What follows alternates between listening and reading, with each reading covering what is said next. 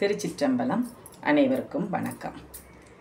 இன்னைக்கு ஒரு அடியாருன்னு சொல்ல முடியாது, சாமானியர்னு சொல்ல முடியாது.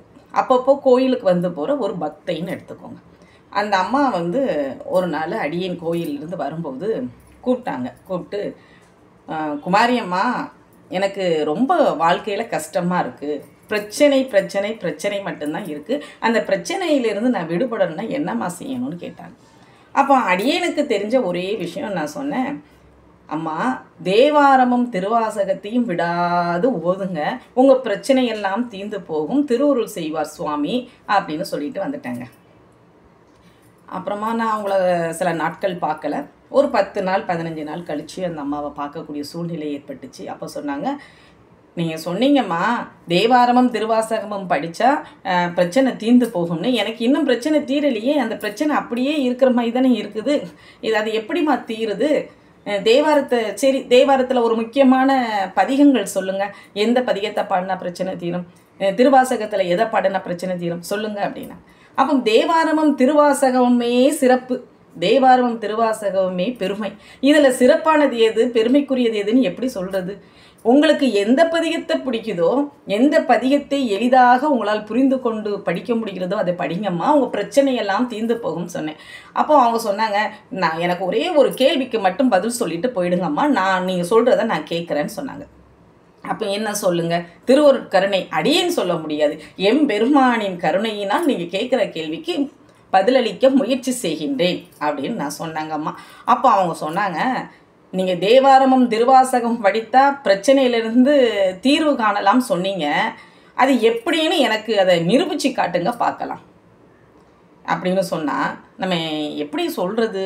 அப்போ தான் எனக்கு எங்கேயோ கேட்ட ஒரு சிறு நிகழ்வு ஞாபகத்துக்கு வந்தது. அதுவும் இறைவன் கருணையின் காரணமாக அந்த நேரத்தில் எல்லாரும் கேட்டுக்கோங்க, பிரச்சனை உள்ள அனைத்து மக்களும் கேட்டுக்கொள்ளுங்கள். தேவாரமும் திருவாசகமும் படித்தால் பிரச்சனை தீருமா தீராதா என்ற சந்தேகத்தோடையே இருக்கும் மக்கள் அனைவரும் கேட்டுக்கொள்ளுங்கள்.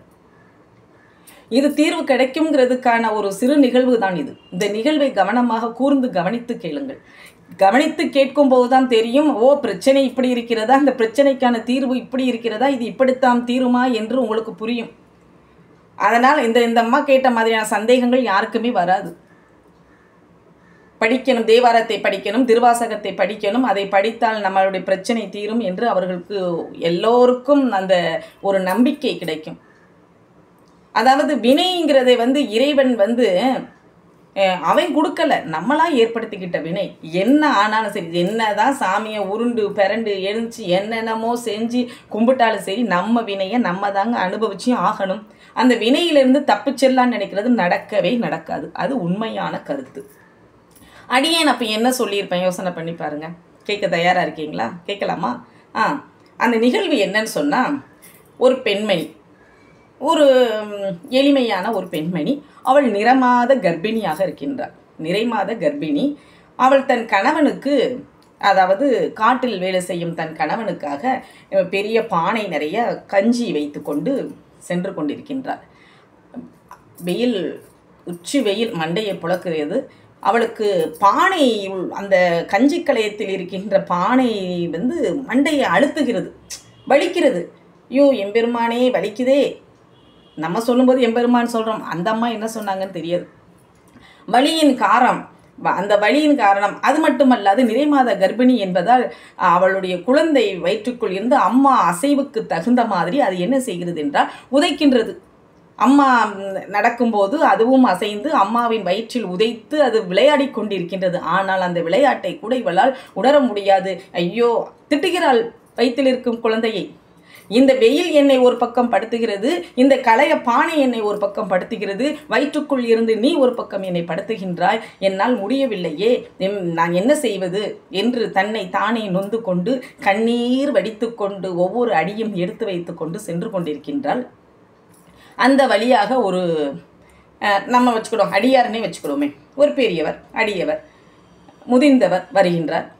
பார்க்கின்றார். பார்க்கவே பரிதாகமாக இருக்கின்றது. என்ன, நிறைமாத கர்ப்பிணி, தலையில் கஞ்சி கலையம் இருக்கிறது, உச்சி வெயில், கண்களில் நீர், முகத்தில் சோகம், உடலில் தெம்பே இல்லாத ஒரு தன்மை. ஏன் இந்த பெண்மணி இவ்வாறு வருத்தத்தோடு போகின்றாள்? அவருக்கு மனதிற்குள் ஏதோ பண்ணுகிறது. அருகே வருகின்றார். அம்மா, ஏன் கண்களில் கண்ணீர் வழிய இப்படி பரிதாபத்திற்குரியவளாக நடந்து போகின்றாயே, உனக்கு என்னம்மா பிரச்சனை என்று கேட்டார். அந்த அம்மாவுக்கு ஏற்கனவே சம கடுப்பில் இருக்குது, வலி வேதனை எல்லாம் கலந்து. அப்போ யாராவது கொஸ்டின் கேட்டோம்னா நம்ம அன்பா போய் பார்ப்போம்மா சொல்லுங்கள். அப்போ அந்த அம்மா தன் கண்களில் அக்னியை கொண்டு வந்தது போல அந்த ஐயாவை முறைத்து பார்க்கின்றார். அட, என்ன சாமி உங்களுக்கு தெரியும், நான் எவ்வளோ கஷ்டத்தில் உச்சி வெயிலில் சுமக்க மாட்டாமல் களையத்தை வச்சுக்கிட்டு பிள்ளையவும் வயிற்றில் வச்சுக்கிட்டு நடக்க முடியாமல் நடந்து போய்கிட்டு இருக்கேன். நான் படுது துன்பம் தாங்காதுன்னு நீர் வேற வந்து இருந்துக்கிட்டு என்ன ஏதுன்னு கேட்கிறீர் அப்படின்னு கோபத்தில் வார்த்தைகளை அள்ளி தெரிக்கின்றாள் அந்த பெண்மணி. அப்போது பெரியவர் சொல்கின்றார், வருத்தப்படாதம்மா, இதிலிருந்து உனக்கு தீர்வு கிடைக்கும். தீர்வு கிடைக்குமா? எப்படி கிடைக்கும்? நீர் கஞ்சி களைத்தை சுமந்து கொள்வீரா? இல்லை என் பிள்ளையை நீர் வாங்கி கொள்வீரா? இல்லை இந்த சூரியனைத்தான் நிறுத்தி வைப்பீரா? எதை நடத்தி கொடுப்பீர் பெரியவரே? தேவையில்லாமல் பேசாதீர், செல்லும் அப்படின்னு சொல்லிட்டு அவள் நடக்க ஆரம்பிக்கின்றாள். அப்பொழுது பெரியவர் என்ன செய்கிறார், தன் இடுப்பில் இருக்கிற அந்த துண்டை எடுத்து அதை சும்மாடாக சுற்றி அந்த பெண்மணியிடம் சென்று, அம்மா, உன் கஞ்சி களைத்தை சிறிது மேலே தூக்கு என்று சொல்லவும் அவளும் தூக்கினாள். அப்போ இந்த சும்மாடை எடுத்து தலையில் வைத்து அதன் மீது கஞ்சி களைத்தை வைத்தார். கஞ்சி களைத்தை வைத்து, இப்போது எப்படி இருக்கிறது அம்மா அப்படின்னு சொல்லவும், மண்டையில் இருக்கும் வலி நீங்கிவிட்டது ஐயா அப்படின்னா. ஆம், நீங்கிவிடும், இனி உனக்கு கஷ்டம் இல்லை, சந்தோஷமாக செல் என்று சொல்லிவிட்டு பெரியவர் தான் வந்த வழிவதியாக அவர் ஒரு வழிபோக்கர் தானே, அவர் வழியை பார்த்து கொண்டு போனார்.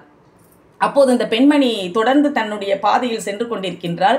அதே கஞ்சி களையம் தலையில் இருக்கிறது, அதே பிள்ளை வயிற்றில் இருக்கிறது, அதே சூரியன் அங்கே இருக்கின்றான், அதே வழி பாதையில் அவள் செல்கின்றாள்.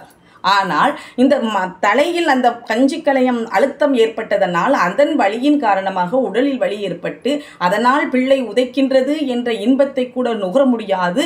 அந்த இன்பத்தையும் துன்பமாகவே நுகர்ந்து கொண்டு அழுது கொண்டு துன்பம் துன்பம் துன்பம் என்று கூறிக்கொண்டு வெறுத்து போய் கொண்டிருந்த அந்த பெண்மணிக்கு அந்த சும்மாடு துணி வைத்தவுடன் தலை வலிக்கவில்லை, கஞ்சி களையம் அவளுக்கு பெரிதாக தோன்றவில்லை. பிடித்திருந்த கைகளை கீழே இறக்கி விட்டாள். ஜம்முன்னு அந்த சும்மாடு மேலே அந்த பானை உட்கார்ந்துக்கிடுச்சு. கைகளை கீழே இறக்கி விட்டால் அதனால் கைவலி இல்லை, உடல் சோர்வு ஏற்படவில்லை. வயிற்றில் தன் பிள்ளை உதைப்பதை கண்டு அவளுக்கு ஆனந்தம் ஏற்பட்டது.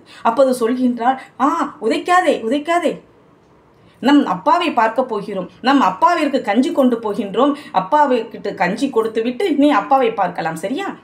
ஏன் உதைக்கின்றாய்? ஏன் உனக்கு இவ்வளவு அவசரம்? போயிடுவோம், இதோ வந்துவிட்டது, இதோ அப்பாவை பார்க்க போகிறோம் என்று தன் பிள்ளையோடு அவள் அத்தனை அன்பு ஒழுக பேசிக்கொண்டிருக்கின்றாள். அவள் ஆனந்தத்தில் இருக்கின்றாள். எத்தனை இதை இந்த இடத்துல அதை கற்பனை பண்ணி பாருங்கள் எப்படி இருக்குன்னு.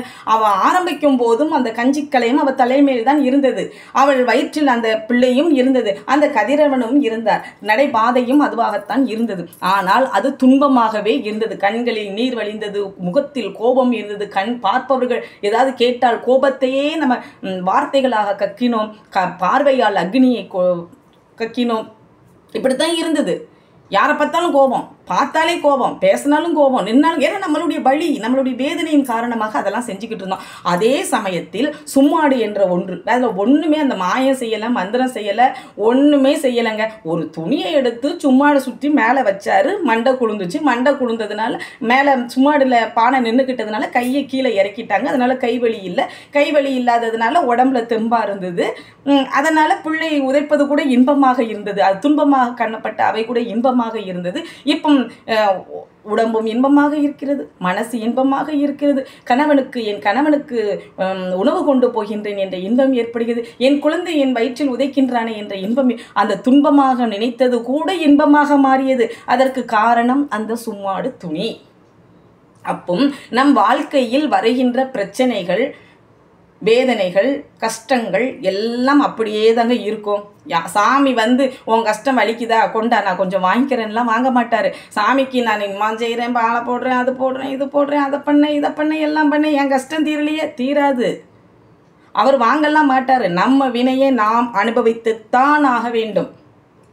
இதனால தான் அந்த சும்மாடு தான் திருவாசகமும் தேவாரம். திருவாசகம் தேவாரம் மட்டுமல்ல, புராண நூல்கள் அனைத்தும் ஆகமம், வேதங்கள், இறைவனை பற்றின சிந்தனைகள், பக்தி, ஆன்மீகம் எல்லாத்தையும் சொல்லலாங்க. அதில் இதுனா தேவாரம் திருவாசகம் மட்டும்தான் யோசிக்க வேண்டாம். இப்போ கிறிஸ்டின் இருந்தால் பைபிளாக வச்சுக்கலாம், அல்லாவா இருந்தால் குரானா வச்சுக்கலாம். இப்படி என்ன இதாக இருந்தாலும் அவரவர்கள் பக்தி நிலைக்கு தகுந்த மாதிரி அந்த ஆன்மீகத்தை, எம் இறைவனை, நம் பெருமானை சுமந்து கொண்டு போகும்போது அந்த வழி கூட வழி இல்லாமல் போய்விடும். சரிங்களா? அதுதான். அப்போ அந்த அம்மாவுக்கு இந்த நிகழ்வை நான் சொன்னேங்க. ஓ அப்படியாம்மா, ஆமாம்மா, உங்கள் கஷ்டத்தை தீர்க்கிறதுக்கு அது யாரும் அந்த கஷ்டத்தை வாங்கி ஒரு இறைவன் ஒரு உயிரை அனுப்புகிறான்னு சொன்னால் காரணம் இல்லாமல் காரியம் இல்லை. காரணத்தோடு தான் அனுப்பி வச்சிருக்கான். இந்த துன்பத்தை, இந்த வினையை, இதை கழித்து விட்டுவான்னு சொல்லி தான் அனுப்பி வச்சிருக்கான். அதை கழிக்கிறதுக்கு அவன் கூட இருந்து திருவருள் செய்வானே தவிர அவன் அந்த இன்பத்தையோ துன்பத்தையோ அவன் கொஞ்சம் பெற்று பாவம் புள்ள கஷ்டப்படுதே வாங்கி கொஞ்சம் வச்சுக்கூடலாம் வைக்க மாட்டான்.